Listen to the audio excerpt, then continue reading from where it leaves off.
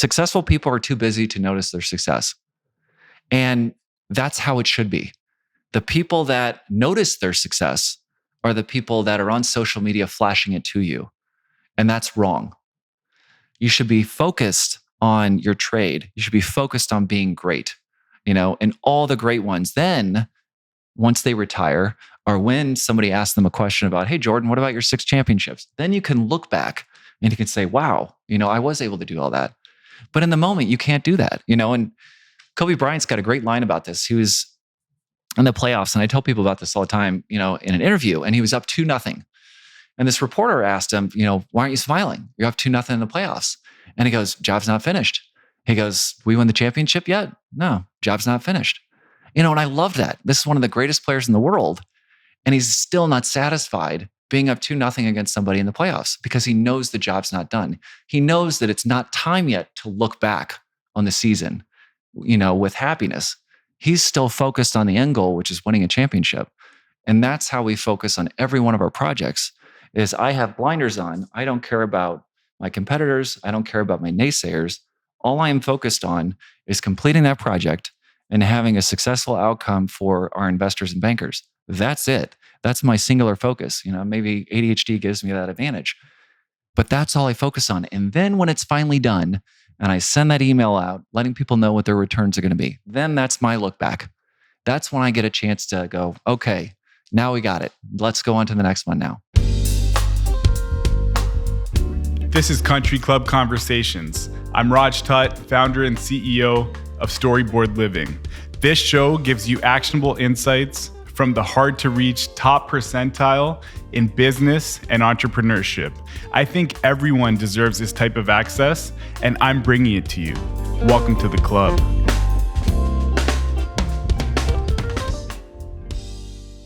Jarrad, thank you for being on the show. Happy to be here, Raj. You are a partner at a law firm. Yes. And the founder, president of 1904 Group. You own over 500 apartments in the city of St. Louis. Is that right? Yes.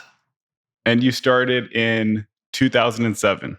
So very rapid growth. And I think I saw somewhere that the 500 apartments encompasses over 100 developments. Is that right? So we've done over 150 projects over the course of my career. We have today somewhere between 500 and 600 units. That's probably goes across somewhere between 50 and 60 buildings. I lose track, but somewhere in there. I do want to get into the details of that because I'm sure that's a monster in itself in terms of operations. Yeah. But before we get to that, would love to know your background, how you grew up, where you came from. Because one thing I find a lot of things fascinating about you, but you have a unique ability to be in the weeds and in the clouds at the same time. So I would imagine you have a unique background in terms of how you grew up. Oh, I think someone's background is incredibly important. I'll paraphrase Sigmund Freud, and he said, if you want to understand anything about anybody, learn about their childhood, and you've got a good understanding of how they're going to turn out and why they act the way that they do.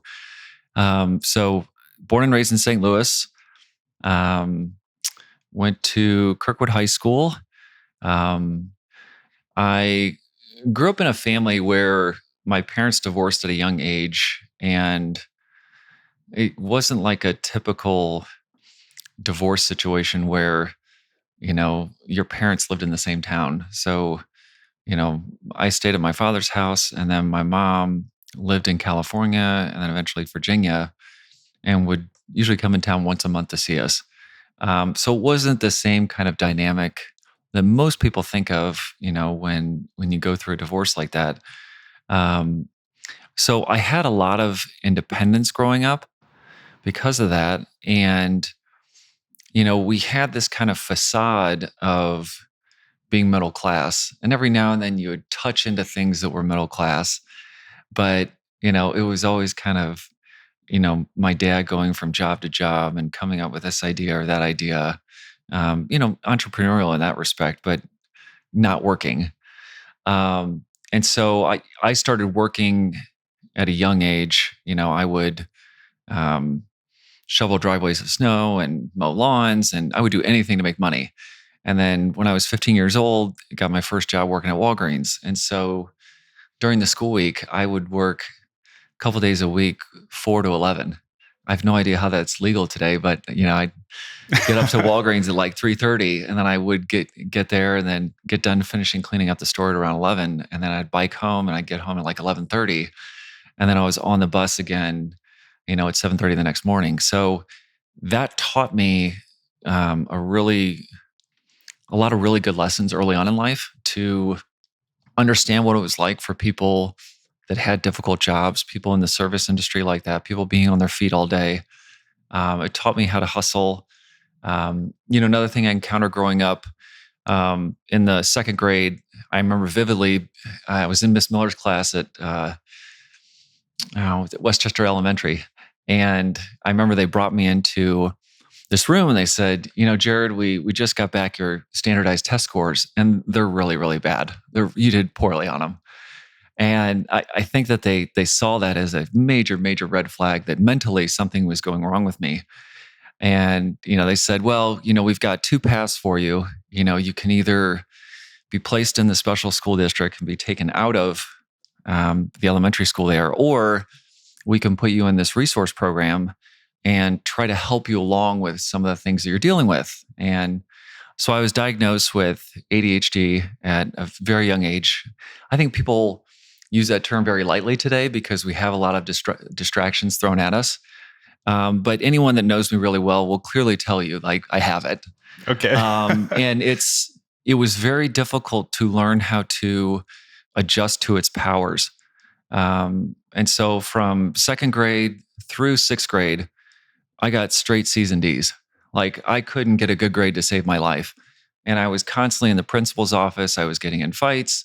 It was a very, difficult time for me in terms of learning. And I remember vividly, I was in social studies class in sixth grade. And I remember talking with this other student that was next to me named Emily Mole. And she was the smartest kid in the class. And I just said, what makes you so smart? And she said, I work really hard. And for some reason that clicked in my mind. It wasn't a teacher, it wasn't a mentor, it wasn't anything like that. It was just one of my peers saying that to me. And from seventh grade, until I finished high school, I was on the dean's list. They actually kicked me out of the special school district resource program when I was in the eighth grade because they deemed that I was too smart for it. But growing up that way taught me a lot of lessons in terms of how to persevere, how to have grit, how to have discipline, and just being able to overcome obstacles and know that there's always a light at the end of the tunnel if you keep pursuing it. When you were diagnosed with ADHD, were you put on medication? So my parents were advised to put me on medication, and I'm incredibly thankful that I was never put on medication. And I've met people that have ADHD and they're on medication, and in my personal opinion, I advise against it. I think the mind is a beautiful thing, and I think when you have ADHD, as I stated earlier, it gives you incredible powers that nobody else has. I think it's somewhere around less than 10% of the population has ADHD, and my wife knows these powers by heart. I have an incredible amount of energy. Every day I am up on the button between 4:30 and 5 a.m. and I'm ready to go, and I'm not yawning, and I'm working out, and I'm shooting off text and posting things on LinkedIn, and shooting out emails to people, and people are just like, man, how is this guy like wired like this? And it allows me to have hyper focus on things that I'm really interested in, and an ability to memorize things a lot faster than other people. And the key thing about memorization is the ability to retain it, regurgitate it, understand it, and then repeat it. And so in things that I'm very interested in, I've always been able to do that because of this power that I have. The negatives that come with it are, if you get bored by something, you're easily distracted and you get tired and you yawn and you start looking away. And so people might look at that and they might feel that you're disrespecting them. And that's not that. It's part of it is it's something I can't help. I get bored by you, I'm just going to stop interacting with you and I'll move on to the next person. But I to each his own, and whatever you feel comfortable with. But in my personal situation, I'm incredibly grateful that My parents did not take the route of, putting me on Ritalin or any of the other ADHD drugs that are out there. I don't want to jump too far ahead, but just sticking with the ADHD, Yeah. because this was new to me. I had no clue, but it makes a lot of sense, I think. Yeah. So, did you by design build your company in a way that kind of ties into your personality? Over 100 developments or 150 projects. Those are a lot of small projects that require a lot of attention for a relatively short period of time before you Yeah. move on to the next, versus doing a 300 or 400 unit monster master plan development. Do you think that tied into it at all? I think you'll find that the people with ADHD and with you know, people that are high functioning in terms of autism, they thrive in chaos, and I've always thrived in chaos. Um, when economies are going crazy, I thrive in it. When we're having hyperinflation, when we're having massive recessions, when we're having a pandemic, I thrive in all of those periods. And so when I have a lot of different projects going on, it's really entertaining for me because every project is at a different stage in the algorithm. I'll have one that's at a demo stage. I'll have another one that's at a framing stage. I'll have another one that's at a finished stage.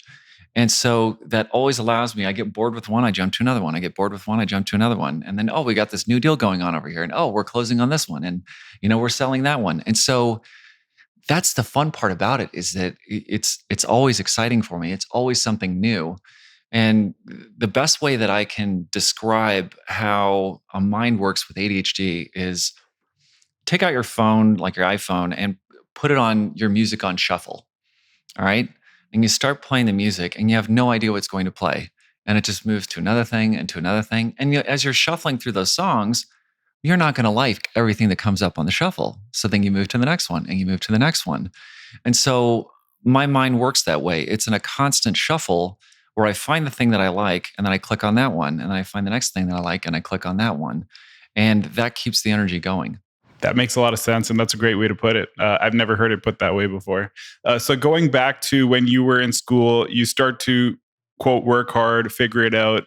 When did you kind of realize that you wanted to go down the path of law? And was real estate even anything you were thinking about at that time? Maybe in high school, for example. So I knew almost ever since I was a little kid, I knew I wanted to be a lawyer.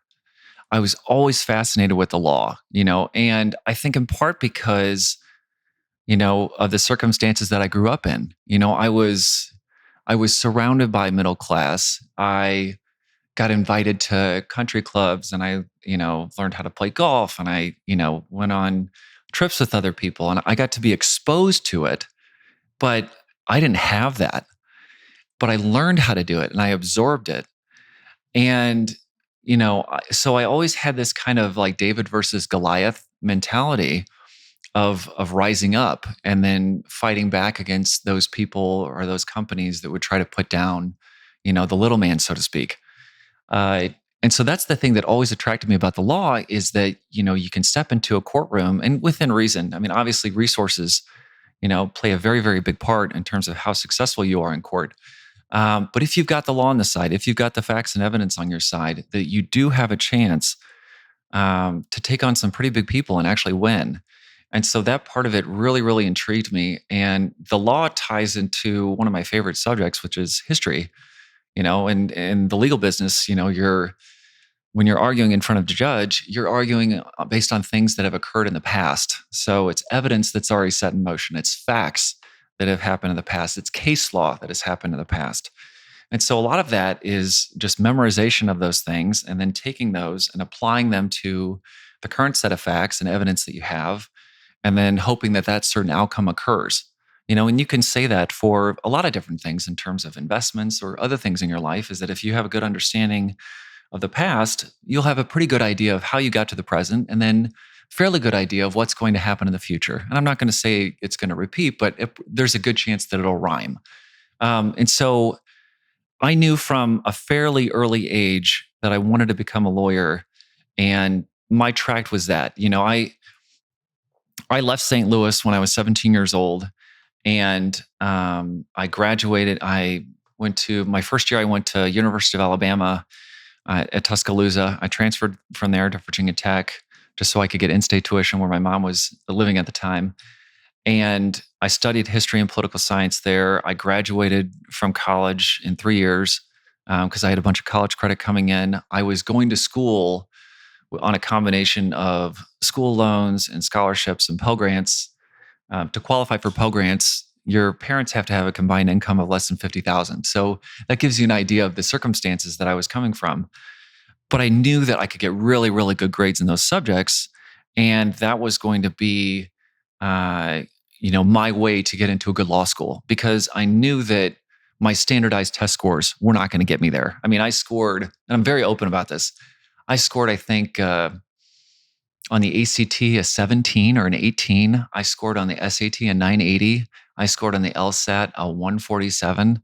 If you look up any of those scores, I mean, that's in the bottom 25%. I mean, it's horrible.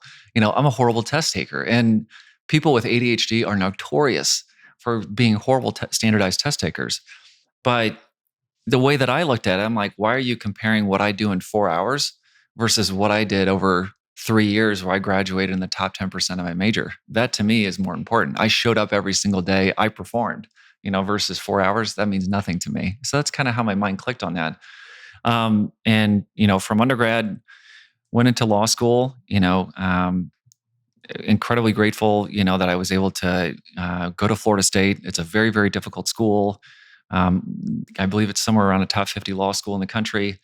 And, came back to St. Louis and, took the bar exam the following year. And that kind of ties into how I got into real estate. I had about 6 months before I was to take the bar exam. For context, what year was this? So this would have been, I graduated from Virginia Tech, undergrad in December of 2001. And then my summers I would work in law firms, which is pretty cool.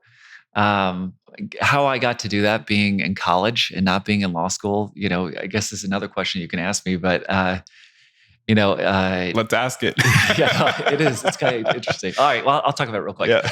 So I always want to be a lawyer. And I was like, so when I went out to Virginia, I first started working at Sears, and I was selling, and this was like during the dot-com boom. And so Northern Virginia is very wealthy where I was living at the time. And people were coming in and buying these several $1,000 treadmills, like there were a dozen donuts.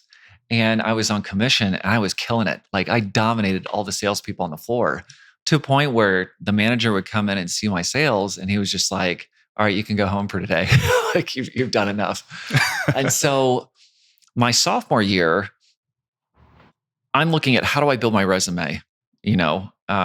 I learned, I had a lot of great experiences working at places like Sears and Champs Sporting Goods and American Eagle and Walgreens. But I thought I need to build my resume more and I need to be in a law firm. And so I went down to law firms wouldn't hire me because I wasn't in law school and I wasn't a graduate of law school. So I started to go to these legal like temp agencies, and I went to a placement agency that's still there in DC called Legal Placements Inc. And I come in the door and they look at me and they're like, "You're a sophomore in college. Like normally, our placement or our temps are, have graduated from law school or have passed the bar, or obviously already attorneys." But they saw that, I was smart, I was driven, I really, really wanted it. And they're like, "You know what? You're really tall, you dress nice, you're smart, you carry yourself like nobody's going to ask any questions." So my first job that I get out of the gate, I work at King and Spalding off of Pennsylvania Avenue. King and Spalding is one of the top law firms in the South. Their number one client that they've had for ages is Coca-Cola. I'm working on an insurance defense case the entire summer, and I'm getting paid really, really well. So this is back in the early 2000s, and I'm making 18 an hour. And then they're also paying me time and a half for overtime. So I'm showing up every day at 7:30, and I'm not leaving till 6:30. And the following 2 summers, I worked at one of the largest law firms in the world called Reed Smith. And I worked on an intellectual property case. And same thing. They gave me as much overtime as I wanted. So, I mean, I was making tons of money every single week. And for, a guy in his, 20s. I was just shocked that I was able to do that for essentially, a college job. So take that experience. I go down to Florida State, graduate, come back to St. Louis in July of 2005. And did you always know you'd be back in St. Louis? Had no idea. No idea. I wasn't supposed to be. So when I was in Tallahassee, the firm that I was at down there, the wonderful people down there, they had offered me a job to stay there.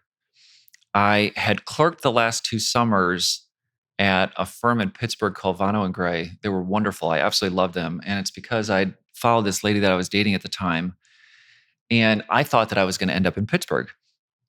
And we had gotten engaged, and about a month before we were going to get married, 3 weeks before I was to take the bar exam, like, she cut things off. And that must have made it hard to study. Yeah. So I nixed that idea of staying in Pennsylvania, and obviously taking the bar there.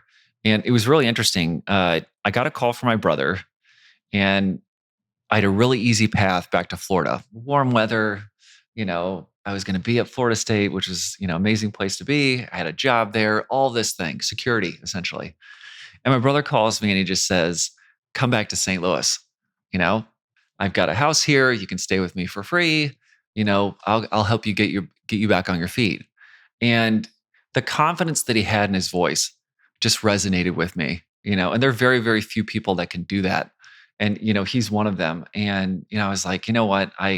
It's time for me to come back home, and this was after 7 years of, living all over the country. But leaving St. Louis taught me so much. And I think it's incredibly important for people that live in St. Louis to leave St. Louis, because you don't understand what we have here until you leave and you explore the rest of the country, and I mentioned this on another podcast before, but, Mark Twain has a great quote, and I'll paraphrase it. And he said that travel is fatal to prejudice and bigotry and narrow-mindedness. And he's 100% correct. Mark Twain was born in this town, northern Missouri, called Florida, Missouri, grew up in Hannibal, kind of a closeted environment back then. But he was exposed to another life on the river. And, he became a travel writer, and then he went all over the world, and it totally broadened his viewpoint on how things were. And that helped me appreciate everything that we have back in St. Louis by being away from it. It helped me appreciate the people. It helped me appreciate the food, the history, the culture, the architecture, everything about it. So I came back to St. Louis with a new set of eyes and a new set of appreciation for it, where I wanted to come back and be like, all right, how do I make this even better? Because this place is amazing. Let's go after it even more. And so while I was staying with my brother, he had a couple multifamily buildings in the city, and he was like, hey, I'm rehabbing these right now. Can you come help me on them? And so they were in this area of the city called Tower Grove. And, I would come down there and I would help them demo and paint, and my carpentry skills are limited. So, but I really enjoyed it. And I caught the rehab bug while I was doing it. And how was Tower Grove back then? Was this very early, like in its turnaround, let's call it? Oh my God. Yes. Tower Grove back in 2005 would have been maybe 40% developed, maybe 50 at best. No, it was not. Tower Grove is an amazing neighborhood today. It was nowhere close to that back then. I think that it had all the trappings to be something that was great. And I think it's a poster child of how you can turn things around in a relatively short period of time, through investment and dedication and, community involvement. But I caught the rehab bug being around my brother, and, the business model of it really made sense to me. You find a property, it's undervalued, you fix it up, you rent it out. As long as you're covering your expenses, anything that's left over is profit. It clicked with me. And I've always had that kind of entrepreneurial spirit ever since I was little. And so, I passed the bar, I believe that would have been April of 2006. And that whole entire year, I talked about, I looked at properties, I put a contract on a 2-family in the 3500 block of Juniata. I didn't get it. And I just kept talking about getting into this business. But I got to a point where I was like, where am I going with my life? And that's kind of an odd thing to say at 26. I passed the bar. I'm now a lawyer. I spent my last 7 years in school. Who says that of like, where am I going with my life when I've already accomplished this thing that's really difficult to do? And for me, it wasn't enough. For me, I have much, much higher expectations for myself. And so I was like, I have to find a way to make money. And the real estate game is the one I want to play. That's what I want to get into. Did you land a job at that point? Yes. Okay. So my first law job when I was practicing was at a firm on the Landing in downtown St. Louis called Reinert and Rourke. And they had me, I was billing somewhere between 1,800 and 2,200 hours a year. Okay. And, I'm working down there. My starting salary, I think, was somewhere between $55,000 and $60,000. Okay. And so I'm coming out of school. I've got over 6 figures in debt. I have a negative net worth. And I'm making a salary where I'm like, I have friends of mine that didn't even go to law school that are making more money than me. I've got to get this together. I've got to start making more money, if I'm going to pay back these loans. And so in 2007, I finally decided to make the jump. And I had a friend of mine approach me with financing, which is absolutely crazy, which is 100% financing. And, they said, well, we'll leverage the fact that you're making a decent salary, you got a good credit score. We'll give you 100%, financing to buy this 2-family. And so I bought a 2-family in June of 2007 at 4125 Juniata. That was my first building. And then they were like, well, do you want to get some more? And I was like, well, yeah, let's do it. And so I bought a 4-family at 4120 to 22 Shaw. And then another 2-family a couple months later at 4117 Cleveland. That's absolutely crazy. Who buys 3 rehab projects, personally guarantees them? When I say buys, I'm using that lightly. But who does that with zero experience? Nobody does that. But I looked at it and I was like, what do I have to lose? It's kind of like the line from, Bob Dylan, when you have nothing to lose. But it's the best time in the world to take risk is when you have no responsibility, you have nothing to lose. And I think getting into something like that when you're ignorant about what you're doing is the best time to do it. Because I would work all day as a lawyer, and then I would go down there at nighttime and on the weekends, and I would work on these buildings. And if my girlfriend at the time, who's not my wife, if she wanted to see me, she'd have to come down and help me do demo work or help, paint or whatever. And so when I say I was working 7 days a week, day and night, I literally was doing it every single day to try to get these things going. And I eventually finished up all 3 of those rehabs after working on them for over a year. I lived in the bottom unit at 4122 Shaw, apartment 1 West. I remember it. And I was, I think, $70,000 or $80,000 in debt on credit cards. So I'm paying like 18, 19% on this every single month. And this was for a lot of the materials you used to rehab the deals? Oh, it was materials. It was cost overruns. It was contractors that screwed me and did poor, horrible work. And then I had to hire other ones. And going through that experience was incredibly important because you learn more from scars than you do from scratches. And I think, and those 3 buildings literally laid the foundation for everything that I've done after that. And I still carry a lot of the lessons from those 3 buildings to our current projects that we have today. And this was around, you said 07, correct? 07 and then to 08. Okay. And, the ironic part about that is I just locked in a deal the other day. We closed on at 7.25%. My first deals that I locked in loans on were in the summer of 2008 after I was up with my construction loans at 7.25%. So it's literally come full circle. Full circle, yeah. So the first deals, those were floating rate debt in 07, 100% financing for the acquisition at least. Correct. And when did things start to go south in terms of the macro environment? Because one can look at that as either perfect timing or really bad timing to start. And by the sound of it, it was perfect timing for you to start around 07. Uh, Timing is everything. And that's why luck is a massive part of it. I was talking about this the other day online, and someone was telling me, well, it's all about risk taking and it's all about hard work and da da da. I mean, yeah, that sounds good, to motivate people, but in all reality, it's luck. I When he made that comment, it started joggling my mind about this chapter that Malcolm Gladwell has in one of his books. And he talks about the importance of when you're born. He said, if you look at the tech titans, you know, Ellison, Jobs, Gates, they're all born within 10 years of one another. That's not by luck. There's a reason for that. Because when you look at their timing, they started right at the birth of the technology revolution. And you could say the same thing. Like, I started looking back further. Look at the ages of the birth years of Henry Ford, the Dodge brothers. It's literally within 10 years. Yeah. There's a reason for that. One of the co-founders of GM, within 10 years of all those guys. Outliers, I think, is the book, Yeah, right? yeah. And so the fact that I was born in, December 1st, 1979, my timing lined up perfectly for the Great Recession, because I was out of law school. I didn't have the responsibilities that are associated with, a wife and kids and all those things.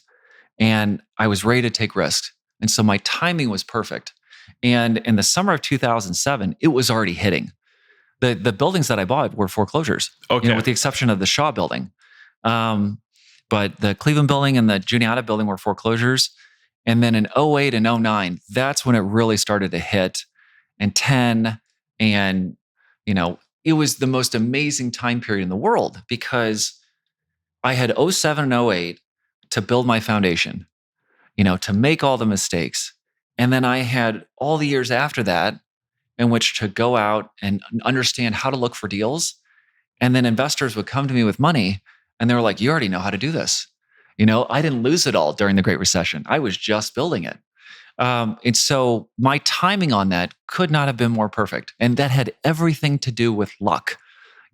Granted, I worked hard on these buildings and, I took risks doing them, all that.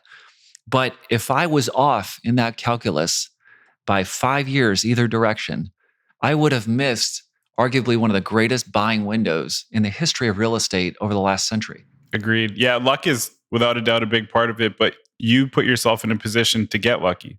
And if you were born in another era, maybe you would have been a Henry Ford type of person. You never know. True. There's a lot of other factors though. Yeah. You look at, and I thought about this when this gentleman made this comment. You have a 4% chance of being an American citizen. There's over 8 billion people in the world. There's 330 million people here in the United States. You have a 4% chance of winning that birth lottery or citizenship lottery. Yep. So you have to be incredibly lucky right off the bat. Okay. Then, where are you born? What part of the country are you born in? What's the cost of living like there? What are the opportunities that you're exposed to in terms of the family that you're born into? If you're born into a family that's college educated, you have a 25% greater likelihood of going to college than you do if your family wasn't college educated, which gives you a massive advantage. And then if you're born into a family then that sends you off to really good schools. Like I was reading something the other day that said that if you went to the University of Pennsylvania, that your salary was $80,000 higher than everybody else on average, just because you went to that one school. Wow. So does it affect where you were born, what country you were born in, what location of the country you were born in, and then the parents you grew up with, the schools that you attended? All that has a massive, massive impact. That's luck. Yeah, or even being healthy. And being healthy, yeah. Having genes, yeah, absolutely. Yeah, great point. This episode is brought to you by Storyboard Living. We're actively buying apartment communities in the St. Louis region, Southern Illinois, and Southern Missouri. We make transactions easy, and we've never gone under contract on an acquisition that we didn't close. We also offer a finder's fee and broker's bonus for off-market deals. If you have a property that may be a good fit for us, email deals@storyboardliving.com. That's deals@storyboardliving.com. So You worked hard, but you were also lucky. Got that without a doubt. Yeah. That buying opportunity from, let's call it '07 to 2011 or 2012. Do you think something like that will ever come back again? Do you have any thoughts on where we're headed in the next few years? And I know I'm jumping ahead a bit, and we'll get back to your story, but I just thought, Sure. I'll break that question down. So first, do I think it'll happen again? 100% yes. We'll see it again in our lifetime. And I don't know if it's going to be as severe as the Great Recession. Um, I do not think that it's going to be something along the lines of the Great Depression. I think the likelihood of that happening is a lot less because we've learned a lot of the lessons from the Great Depression by pumping money into the economy to help prop things up, by dropping the interest rate to zero or close to it to help spurn, lending and spending and all these things. But the likelihood of another Great Recession in our lifetime, it's 100% going to happen. Not a doubt in my mind. And the reason for that is a lot of decisions made around money are made based on emotion, not based on logic. When you think about, let's say, going to the store and getting a dozen donuts, all right? That's an emotional purchase, okay? It's not a logical purchase because logically, that's going to do a lot more harm to you than it's going to do good for you. And go to that store and you eat a dozen donuts every single day, and you do that over a period of a couple of years, you're going to see some pretty bad things happen. Logically, if you exercise on a weekly basis, the benefits that it's going to have for you in the long run are great. But the thing is that most people don't do that. Most people want instant gratification. And so they want to find the easier way to do something, the easier way to make money. And so because we're drawn to this easier way of making money, you look on social media and you see people flashing, the dollars and the cars and the private jets and the mansions and all this. And it makes it look like money is really easy to make. And for the most part, it's not, unless you're doing something illegal, or you win the actual lottery, the birth lottery, the marriage lottery. Money is not easily made in this country. But people see that, and so they'll gravitate towards a fast buck, an emotional buck, over a logical dollar. And so because of that, and banks feed into that. They know that they're smarter than the people that they're lending to. They know that. But they know that they're serving their shareholders. So they know that it behooves them to continue to generate profits, so they have higher salaries, so their stock price goes up, so they continue to have a job. They don't care about the products that they're selling down to, the people that are buying them, and they know that there's a really good chance that it could drive the company to the ground. But they're hoping, maybe things will change and the economy will do this or that, and we'll be okay. But emotionally, they know that humans are going to make that decision versus the logical decision 99 times out of 100. So do I think it's going to happen again? 100% it will happen again. Regulations will get relaxed. People will take their foot, off the gas pedal and slow down a little bit. And, sadly, it'll happen again. And then your other question, you'll have to forgive me. I forgot it. Just going back to this, do you think it'll happen again within a decade or just at some point in our lifetime? So your other question was, what's the outlook for the next couple of years? Yeah. The outlook for the next couple of years, we're in a high interest rate period right now. I think that is going to continue for another 18 months, give or take. There's going to be some squeezing. It's very similar to like a boa constrictor. The boa constrictor kills its prey slowly, not fast. And that's why it's so incredibly effective. And that's what interest rates are doing right now. Finally, the virus is setting in. It's kind of like right as you're getting sick and you're getting sick, you start to get a little tired. The temperature starts to come up, but the virus really hasn't hit you yet. And that's kind of how I look at high interest rates right now. It really hasn't hit us yet, but it's finally going to start hitting us sometime next year because people will understand that's the new normal. That's the new winter that is set in, where every day when you step outside and you think it's going to be sunny and warm, it's going to be winter for a good 12-month period of time. Now, there's light at the end of the tunnel, though, because our country operates on cheap debt. That's how we make money, all around. For the last 2 decades, would you say? Longer than that. We operate on cheap debt. And we operate on deficits. And we've been operating on deficits since the beginning of our country. I mean, we took on a ton of debt from France just to fight Britain in the war, American Revolution. So we've been operating on debt for a very, very long period of time, and the country has done phenomenal in doing it. And we're very diversified, in our GDP, so it enables us to be able to do that. But consumer spending represents over 60% of our GDP. So if you want to keep our economy humming, you have to have consumers spending money. In order to do that, you have to have cheaper debt. And so the light at the end of the tunnel is to know that the people that sit on the Fed board that make these interest rates decisions as to whether they're going to be dovish or hawkish, cut rates or raise rates, their terms are going to be ending. And you're going to have a new president who's going to be appointing people that are going to cut rates. And then Chairman Powell's term is going to be ending in March of 2026. There's no way he's getting renewed. No way. Regardless of whether the president is Republican or Democrat, they're going to put in somebody that will continue to cut rates. That's it. And that Senate will gladly confirm them.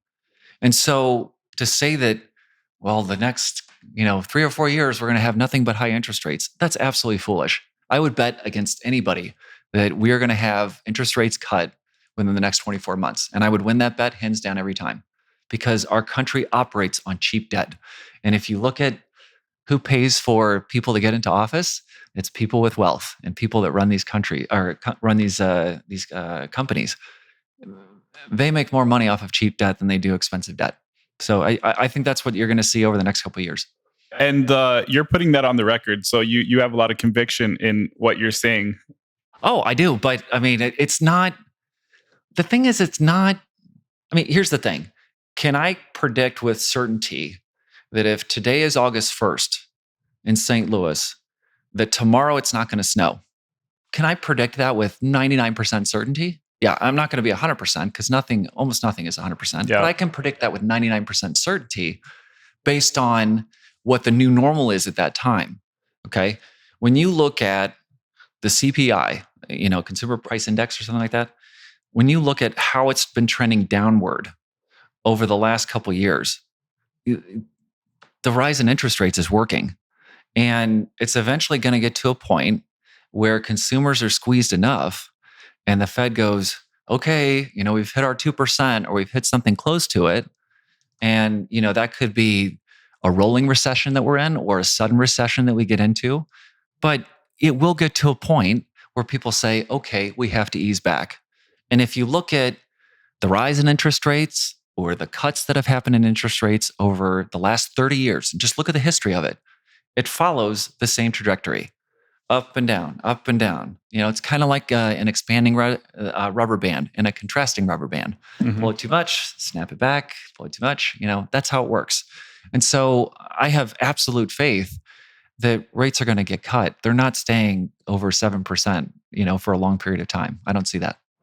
I agree with you, by the way, especially in the short term. I think that boa constrictor analogy was a great way to put it. I think in the apartment world or the commercial real estate world in general, we're going to see some distress as a result of rates remaining elevated for, let's call it 12 months or however long they're elevated for, and rising insurance costs, other increasing costs, and then perhaps some operators not being able to hit their pro forma rent projections. We've seen rent increases over the last few years that are probably unprecedented, but some folks were possibly, and I'm treading lightly here, we're possibly projecting that out beyond just what we saw over the last few years. Yeah, I mean, I was telling a broker friend of mine this the other day, from 2020 to 2022, you had one of the greatest periods in the last 100 years of either securing loans from an interest rate perspective or refining. If you missed that window, that's on you. That's on you. And you might have bad luck where, you're stuck in a loan that you can't refi during that period of time and your term comes up and at the end of this year in 2024, and that's part of the game, and some people win, some people lose, but we knew this was coming. All right. We knew that it wasn't sustainable. I mean, the interest rate that's on my house is at 1.875. That's free money. That's absolutely insane. And I knew as soon as they offered me that, I was like, sure, I'll take your free money. But I knew it wasn't sustainable. And so beginning in I remember this vividly. March of 2020, pandemic hits, and the Fed says, all right, we're cutting rates down to next to zero. I called up all my bankers, we had local bank debt, not institutional debt. And I said, I'd like to modify everything. And I want it to go out 7 years. And they said, sure. And so I locked into everything between 3.5% and 4% during that period of time. And then I went back to them again in January of 2022. And I said, I'd like to extend everything by another 2 years and I'll pay you 0.5 point. And they're like, sure, I'll do it again. They probably loved that idea. But the thing is that it wasn't hard to predict because you just looked at our debt to GDP ratio at that time and it was through the roof. It wasn't sustainable. And all you have to do is look at, inflation that happened, rapid inflation that happened at the end of World War II. We had a debt to GDP ratio that was over 120%, one of the highest in our history. What happened right after that? You had massive inflation, So these things aren't necessarily hard to predict if you understand the season that you're in. You and I both know August 1st, when we walk outside, we can predict it's probably going to be hot outside in St. Louis. We know that. If it's January 1st in St. Louis, we know within reason it's probably going to be 55 degrees or below during that period of time. If you understand the season that you're in based on the history of being in that environment, it's not as hard to predict. Yeah, you're going to get Indian summer days every once in a while where you have 75 degrees on, Valentine's Day in St. Louis. It's incredibly rare. For the most part, it will fall hook, line, and sinker in terms of on February 14th in St. Louis, it will be below 55 degrees. And you can say that with about 99% certainty, okay? Just based on the history of looking at weather in St. Louis over the last 100 years. And you can do something very, very similar in just looking at the economic history of the United States since the inception of the Fed. Go back to World War II and go forward. And you can have a pretty good idea of where things are going to land. This type of macro or higher level thinking is what I was referring to when I said you're able to be in the clouds and the weeds at the same time. So just going back to 2010, 2011, 2012, were you thinking about any of this stuff at all? Or were you strictly in the weeds, executing, operating your business, trying to do deal after deal? Every one of my lenders at that time will tell you the same thing they say today. I was always locking into long-term cheap debt. I knew that if I was locking into long-term cheap debt, it's very, very easy for me to pro forma what my returns are going to be. If I update all of my buildings right the first time, it's very easy for me to pro forma what my expenses are going to be at least 7 to 10 years out. And so, my thinking every time I do a deal, both back in 2010 and today, is I approach it like chess. I don't approach it like checkers. And I'm very methodical in that respect in terms of how I look at anything that I invest in. What does this look like 5 or 10 years from now? And if it makes sense to me then it makes sense to me in the present. But if that picture in the future is unclear to me, then I won't do it. But if I know that my debt is locked in for the next 10 years, what am I worrying about? I know that we're a great management company. I know that we'll continue to work hard to put off a good work product. I know if I continue to do that, my debt's going to be at this number. That's fine. That's one less worry at the table. And after that, in my mind, your only other variable is crime. And some of that you can help, some of that you can't. So sure. And that's the crime, I would say, is a function of the neighborhoods that you decide to invest in and turn around. For us, it's not as much of a consideration, just given the fact that we're in rural areas and suburbs for the most part. And that's not to imply that things can't happen anywhere, but you purposefully go to neighborhoods that some groups don't go to. Like we for the most part, don't operate in the city. So when did you start to develop, number one, your passion for the city? And then number two, your current business model and what is 1904 Group today? The type of asset you buy, the neighborhoods you focus on, and other things that make up your company. So I believe Nelson Mandela said that be the change that you want to see in the world, but you have to do it. You can't expect other people to do it. And I believe he also said it takes a drop to start a waterfall. And so I get really excited when I go into neighborhoods and there's not as much development and I have a blank slate to work with. And I get to see how I can turn a building around, what tenants can I bring in there, what rents can I get in there. And then once I prove that my concept can work, well, then I just hit repeat, hit repeat, hit repeat. But not only do I hit repeat, I also broadcast as loud as I can everything that we're doing. Because, in real estate, a rising tide lifts all boats. I can't go around and buy every building. I'm not Walt Disney. I can't control the parcels. And so I want to encourage as many developers, investors, whatever you want to call them, to come down to the neighborhoods that I'm rehabbing in. And I want them to buy everything up around it too, and to help push that envelope. But you can't do that unless you talk about it. Maybe it's fine and dandy for some people to just stay quiet. I can't stay quiet, when I'm investing in the city. I have to be loud.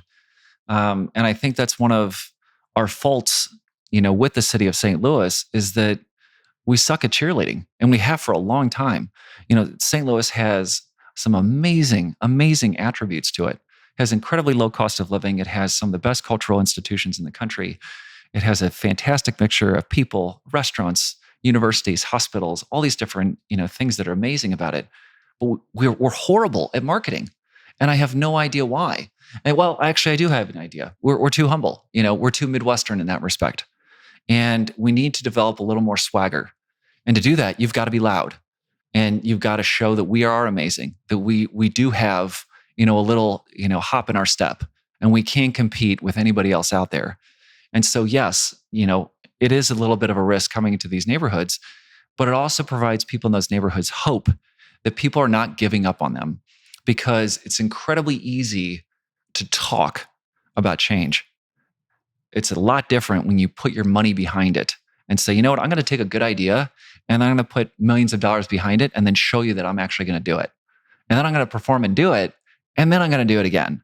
And then I'm going to tell everybody about it. That's different. That's how you get transformative change in neighborhoods. And I've done it twice already in two different neighborhoods in the city, a neighborhood called Shaw and then another neighborhood called McKinley Heights. And we're doing it right now in another neighborhood called Mount Pleasant. And it's, once again, a neighborhood that probably not a lot of people in the city know of. But we believe in it. And we just made a significant investment in it last year. And once we get completed in that, we're going to start buying more around it. Where is Mount Pleasant? I've never heard of it. So that's the idea. That's the idea. That's why we're loud about it. So the development we bought was a schoolhouse from the 1890s. It's a gorgeous building right off of Highway 55. And it's a building that I had been eyeing for years. In a sense, and the reason is not necessarily because I'm looking at it, I'm going, man, how can I make money off of that? I was tired of looking at it because it looks so bad. And those are people that are passing through St. Louis and they're seeing that. And that's a reflection of our city, a reflection of who we are. It's kind of like having a nice suit on and then you got a big mustard stain on your suit. And it's like, oh man, you're so put together. You got almost everything right. But there's like that one thing that, if we could just clean that up. And so I saw it. And when the opportunity came up for us to buy it, I immediately jumped at it. And I was like, oh, this is a window to St. Louis right here. I have to get this. And so Mount Pleasant, right off 55 in South St. Louis, just north of Carondelet Park. Okay. And as it implies, it sits up a little bit. So you've got a beautiful view of the river. It's got some wonderful other neighborhoods around it that I think have a lot of promise. And I think it's one of the top, if I had to put my chips on something, and probably the number one question that I get from young developers, they always ask me, where do I buy? Where's the place to buy? And I always find that that's a funny question, because it's kind of like, where's the gold? Right. And, my response is like, look on the ground. Do you see any gold on the ground? And they're like, no. And I was like, you know why? Because you have to mine for it. You got to do what other people won't do. And you got to dig in a lot of different spots to find where the gold is, But when you do, attack it. And you have to go, when you're starting off as a young developer, you have to go into areas where you've got a low cost basis. And you're taking a little more risk because of that, i.e. crime. and buildings that are a little more run down.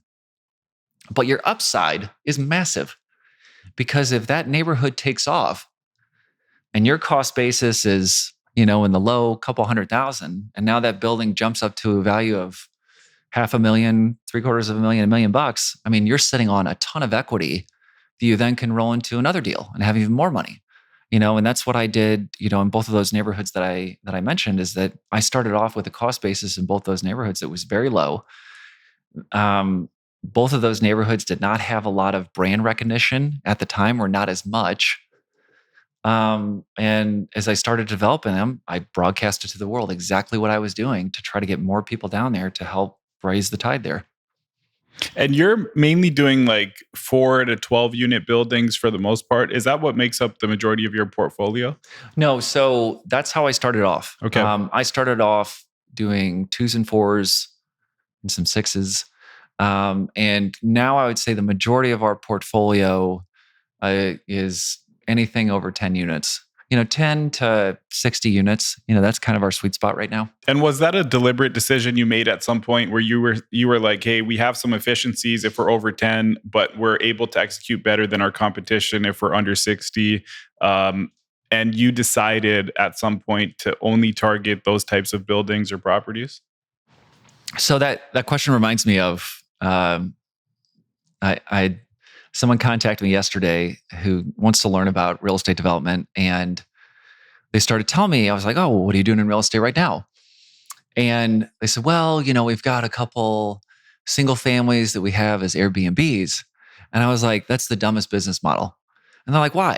And I was like, okay, well, first of all, single family homes, horrible business model. And here's why. Let's say that you have 10 single family homes. All right. Well, you have 10 different locations. So a lot of windshield time to go from 1 to 1 to 1. Okay. From a management perspective, you've got 10 different roofs, 10 different foundations, 10 different plumbing systems, electrical systems, yards, driveways, all of these things to maintain, utility bills, property tax bills, all this stuff. It's a management nightmare. Okay. What if you could take, here's a bright idea, all of those 10 units and put them under one roof? Then you only have to go to one location.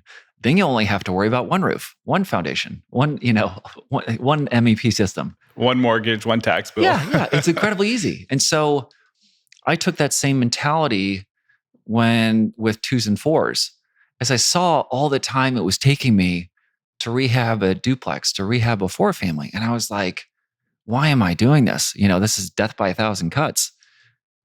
I can do this even faster if I buy a bigger building, but then bring on a bigger crew. And I'll have more efficiencies because I'll have more units under one roof. And that made all the difference for me, is, taking the gains that I made in those smaller buildings when I first started off with that lower cost basis, and then selling them and doing 1031 exchanges into these larger buildings that have more efficiencies than the 2s and 4s. And so that's the pivot that we're on right now. And then we'll hold those for another 7 to 10 years. And then we'll get to a point where we go, okay, now it's time to 1031 those into the 100 unit or 200 unit complex. And we'll do that. You're buying deals that are pretty hairy, like in terms of the current state of the deal. You're doing heavy value adds for the most part, like in terms of your construction projects for each deal. Is that correct? Are you only buying deals, in other words, that require a heavy renovation? There's a lot that goes into that word renovation. And so, the way that I like to differentiate the two. Let's just say you're not putting lipstick on a pig. Yes and no. So, when you're talking about a full gut rehab, like a full rehab, a gut rehab, you're taking that all the way down to the studs, even you're taking out the subfloors and redoing the joists underneath it. And you're redoing everything. You're putting in, all new electric and plumbing and HVAC and, insulation and then drywall and, hardwood and all that jazz. Okay. That to me is a gut rehab. And that's really, really hard to do. And I've done a bunch of those. You only want to do that if the upside is really, really big. You've got tax credits associated with it. You bought it at such a low dollar amount that it's damn near impossible for you. Even if you have cost overruns, it's damn near impossible for you to lose money on that. Okay. But they take up so much time that unless you've got those incentives that are already there, it's really hard for that to make sense. The majority of the rehabs that we do today, I would classify more as what I call cosmetic rehabs. All right. Cosmetic rehabs, we just bought a 40 unit building on Monday. This is a perfect example of this. We're going into a building that was built back in the late 1950s, early 1960s. So kind of like that mod style. And we're gutting the bathrooms and the kitchens and putting in new bathrooms, new kitchens. We're taking up the carpet. Underneath the carpet, you've got perfect hardwood floor. So we'll refinish that.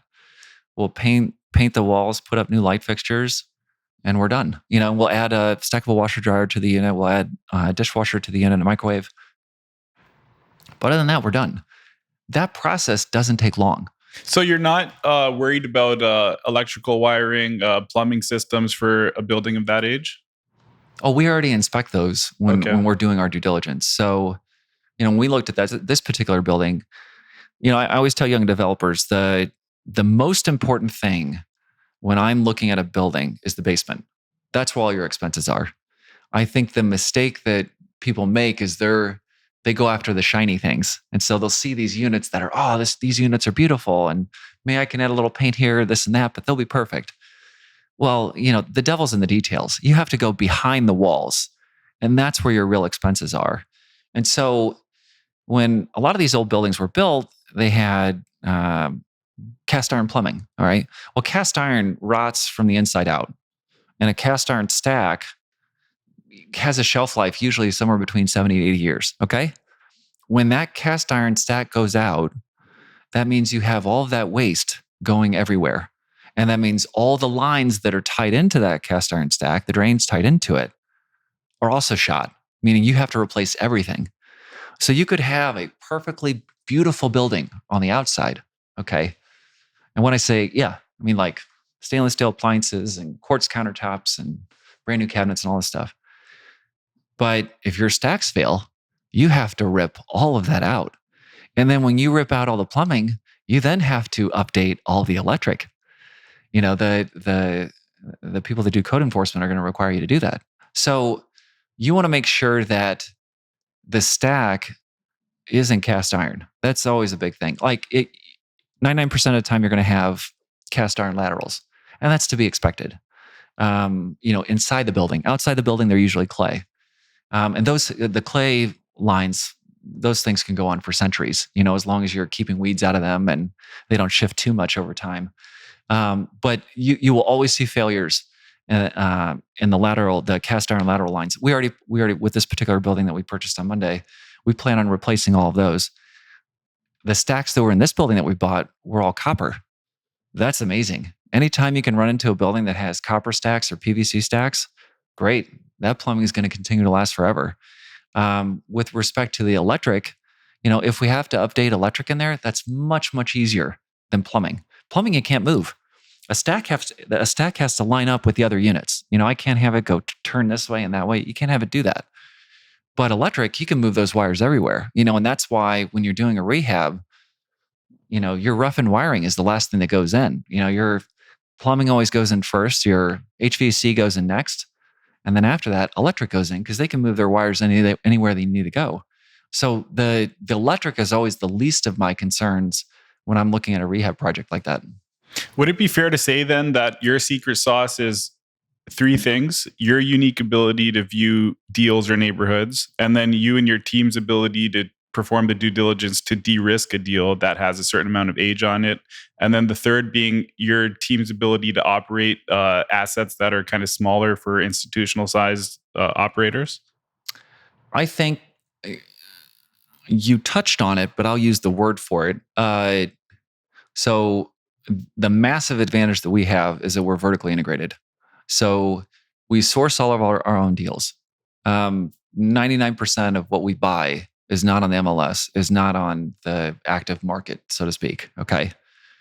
If something that we buy is off the public market, then either the public screwed up in terms of how they looked at it or how they priced it, or we just got lucky. But very, very rarely, anything that comes on the public market, very rarely is that a good deal. Very rarely it is. The majority of good deals in real estate are bought off market, and that's the benefit of real estate versus, equities, stocks, is that in real estate, you can trade on inside information, and with equities/stocks, you can't do that. You'll go to federal prison for that. So that gives us a huge advantage. We have a massive network that we've built up in St. Louis with brokers and owners that they know that when they want to sell something, that they'll come to us, and we'll give them a fair price and we can close quickly. And they know that we're experienced in this, so we're not going to haggle them on all these other issues. We have very, very specific things that we look at, and that's it. The other part of it is that we know how to GC all of our own deals. When I walk into a building, I know exactly how it's put together. I can take it apart with my eyes and I can put it right back together.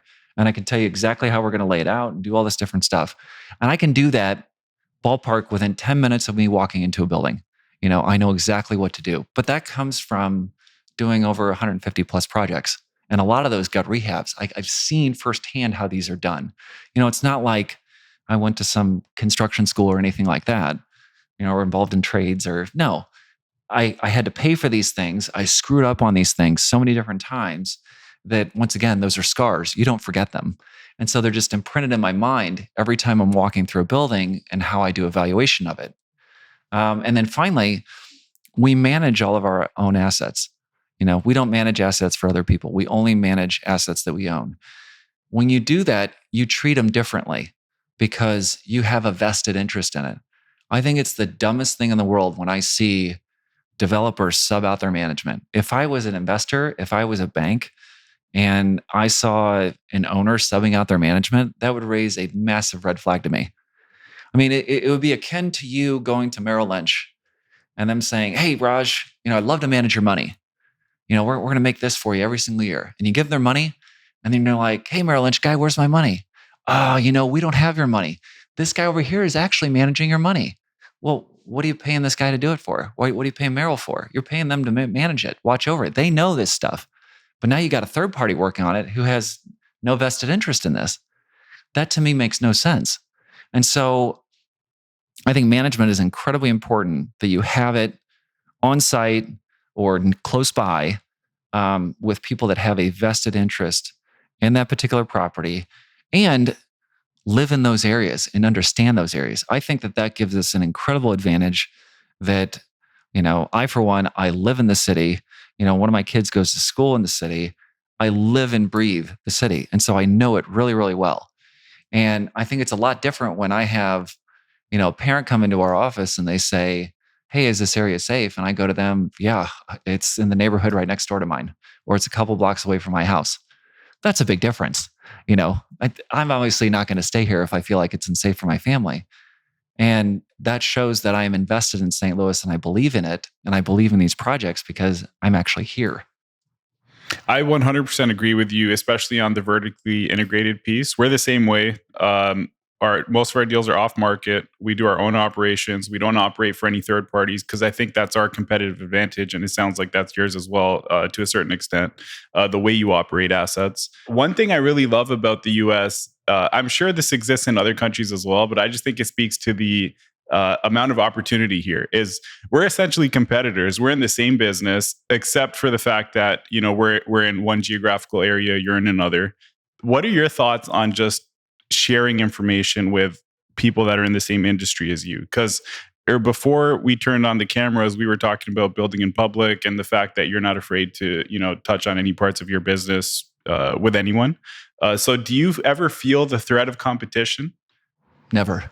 I'm in competition with myself, and I think that should be your biggest competitor is yourself. If you're focused on other people, you're focused on things that are not sustainable, because you have no idea what their background is, how they got their start, what advantages they have. You don't have the same genes. It's not the same person.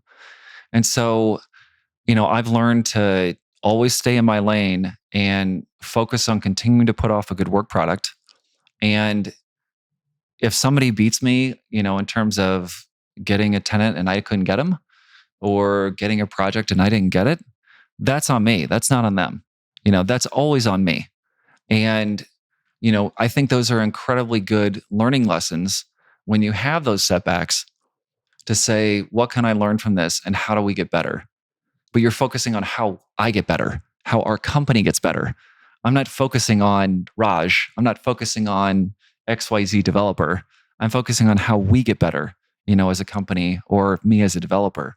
And so no, I do not focus on other people. I've never focused on other people. And frankly, I don't have the time to do it. I think stay in your own lane, continue to put off a good work product, and it should take care of itself.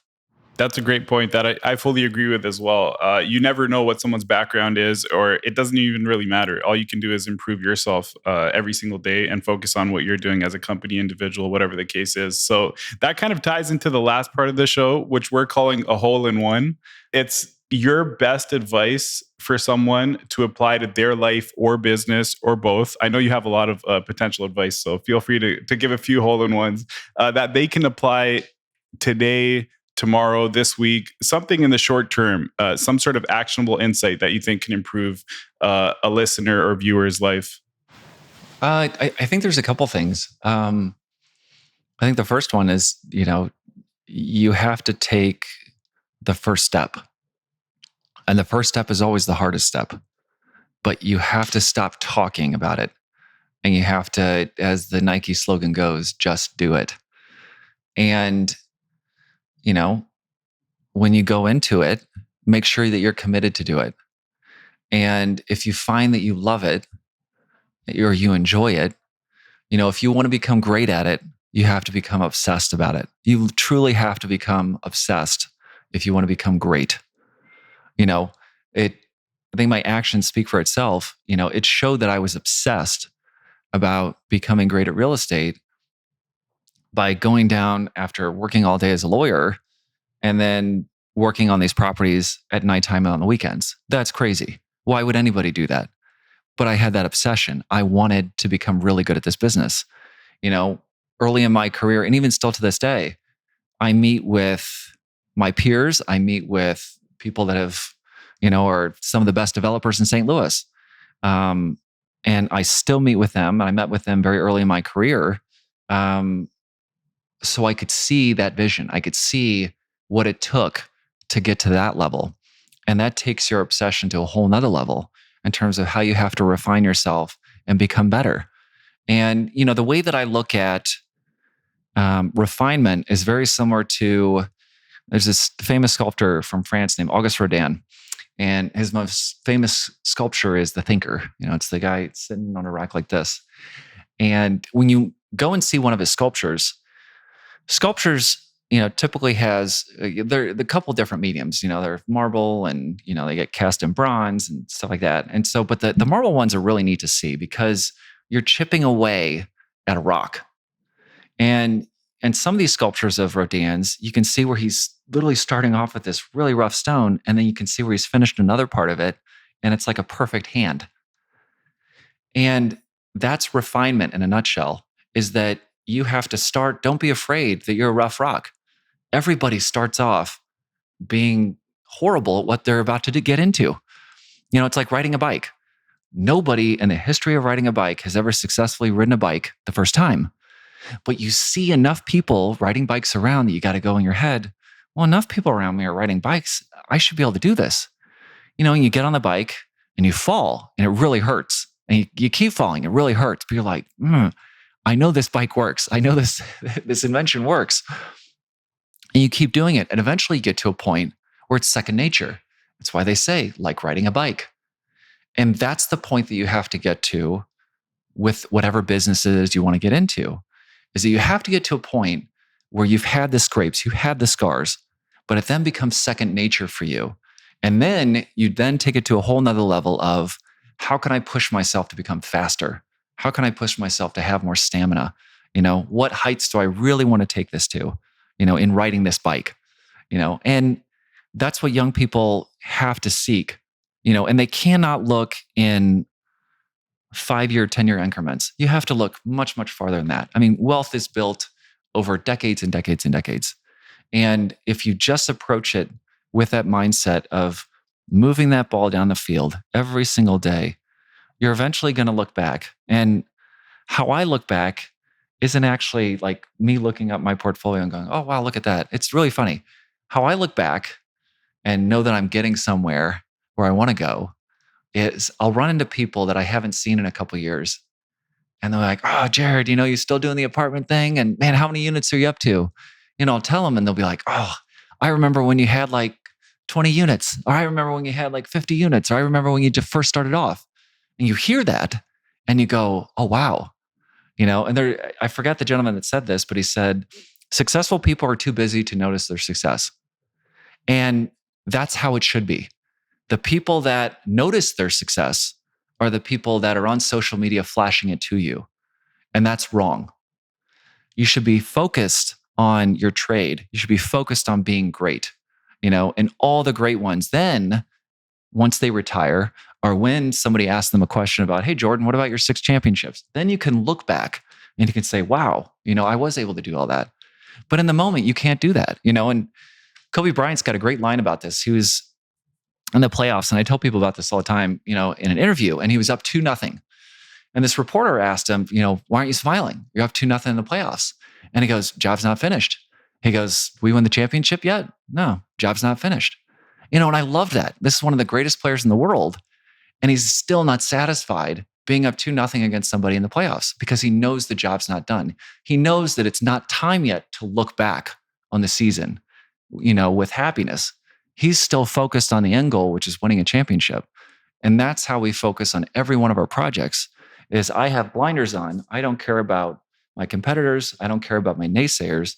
All I am focused on is completing that project and having a successful outcome for our investors and bankers. That's it. That's my singular focus. Maybe ADHD gives me that advantage, but that's all I focus on. And then when it's finally done and I send that email out, letting people know what their returns are going to be, then that's my look back. That's when I get a chance to go, "Okay, now we got it. Let's go on to the next one now." I love it. Great point. I think really actionable for anyone that's listening. I know we both have to go back to pushing the ball down the field, so I appreciate your time. I really do. Is there any easy way for people to learn more about you or your company, or can people reach out to you directly, perhaps? Sure. So you can look me up on LinkedIn, just Jarrad Holst, Jarrad Holst, Holst, or you can shoot me an email, Jarrad, Jarrad, at 1904group.com. Thanks, Jarrad. Appreciate it. Thank you, Raj. If you're a high-quality company interested in reaching the high-performing audience of Country Club Conversations, let's see how we can work together. To explore sponsorship opportunities, email advertising@storyboardliving.com. That's advertising@storyboardliving.com.